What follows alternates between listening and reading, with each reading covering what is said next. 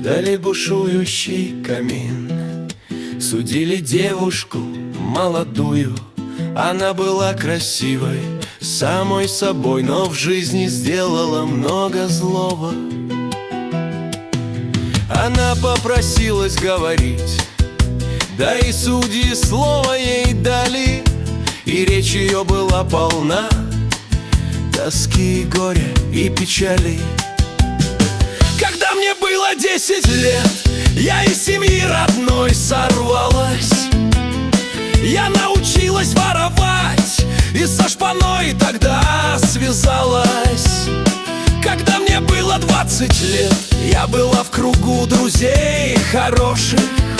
Я стала добро там забывать, поддалась звуку монет звонких.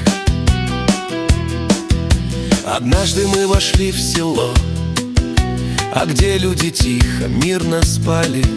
Мы стали грабить дом один, но света в нем не зажигали. Когда закончился грабеж, мои друзья уж уходили. Я на минуту свет зажгла.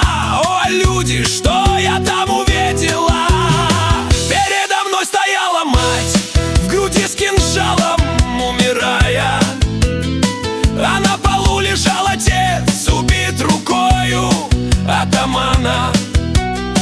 А 6-летняя сестра в кроватке тихо умирала. Она, как рыбка без воды, свой ротик чуть приоткрывала. Девушка закончила говорить, весь зал наполнился слезами. Ее просили пощадить, а судьи приговор читали. Вдали бушующий камин вели к расстрелу девушку молодую.